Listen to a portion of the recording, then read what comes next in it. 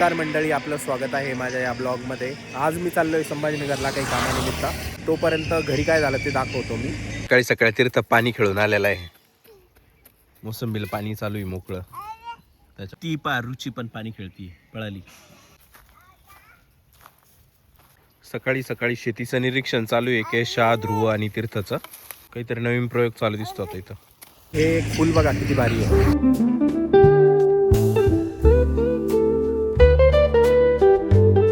याचं नाव काय मला कमेंट करून सांगा, मला पण माहित नाही याचं नाव काय.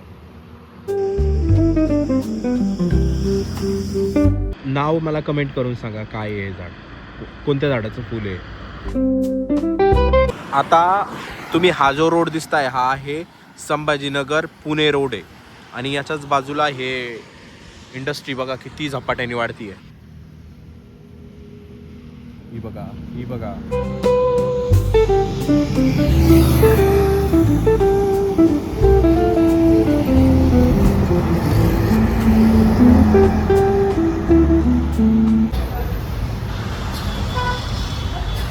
इथं मी नाश्ता करतो आता. खूप चांगलं हॉटेल आहे, मिसळसाठी फेमस आहे. भूक लागली होती, मिसळ खातोय नाश्त्याला आता. नंतर मस्त गरमागरम कॉफी मागितली.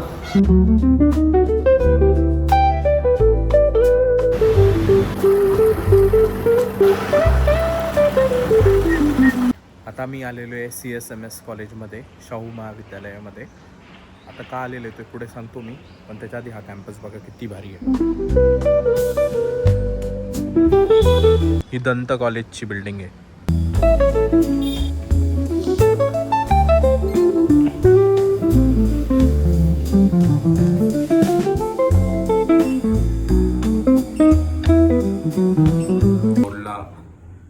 माझं काम आहे, मी सांगतो काय काम आहे ते. लिफ्टमध्ये बसलेलो आहे, कोणीच नाही लिफ्टमध्ये.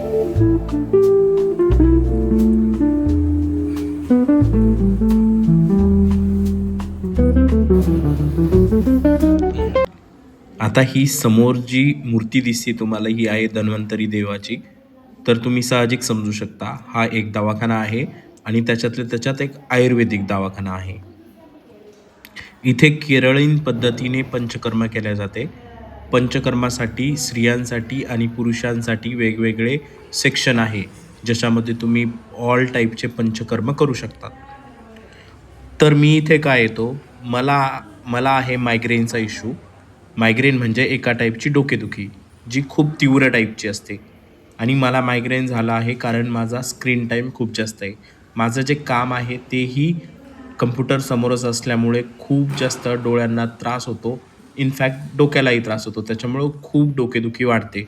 त्याच्यामुळं मी केमिकलच्या गोळ्या खाण्यापेक्षा आयुर्वेदिक ट्रीटमेंट प्रेफर करतो आणि मला त्याचा चांगला रिझल्टही मिळतो आहे. म्हणून मी या दवाखान्यात महिन्यातून एकदा तरी विशेषतः व्हिजिट करतो आणि माझे मेडिकल घेत असतो. आता माझे डोकेदुखी पूर्णपणे बरं झालेलं आहे आणि समरमध्ये म्हणजे उन्हाळ्यामध्ये मी एक पंचकर्म म्हणजे वमन करतो आणि बाकीच्या वेळेस नस्य माझं चालू असतं. झालेला आहे दवाखाना, आता चाललो मी खाली. भरपूर टाइम लागला, जवळपास एक तास लागला मला तिथं वेटिंगला आणि नंतर माझा नंबर आला. CSMSचा भरपूर मोठा कॅम्पस आहे. इथे इंजिनिअरिंग कॉलेज आहे, पॉलिटेक्निक कॉलेज आहे, डॉक्टरचे कॉलेज आहे, दंत महाविद्यालय आहे, आयुर्वेदिक कॉलेज आहे, भरपूर मोठमोठं कॉलेज आहे. मागे संभाजीनगरमध्ये खूप अतिक्रमणाचा विषय गाजला होता, तर हे असं अतिक्रमण काढलेलं आहे जवळपास त्यांनी. जवळपास 100 फुटाचं अतिक्रमण काढलेलं आहे या साईडनी. तुम्ही बघू शकता या समोर ज्या बिल्डिंग दिसत आहे भरपूर पाडलेल्या पण आहे.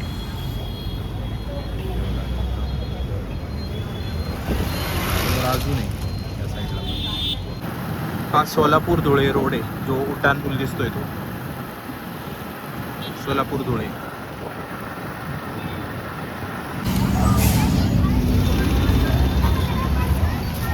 अजित दादाला श्रद्धांजली.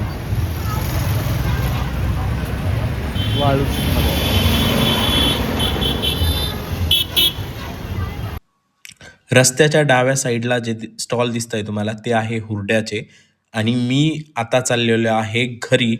तर हा जो भाग आहे तो आहे नरसापूर, सारंगपूर साईडचा आणि जिथं हुरडा खूप फेमस आहे. महाराष्ट्रातला बऱ्यापैकी हुरडा इथंच पिकवला जातो. वर्षाच्या शेवटी जवळपास ₹700 किलो हा हुरडा होता. आता तुम्हाला समोर एक इंडस्ट्री दिसतीये. ती इंडस्ट्री दुसरी कोणती नसून तिरुमला ऑइलची आहे.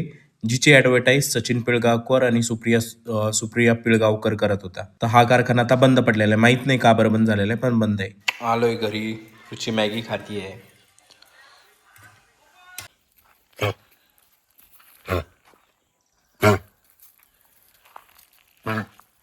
कुत्रं बघा कसं करतंय. काहीतरी खाऊन आलं, नड्यात बसलंय त्याच्या आता.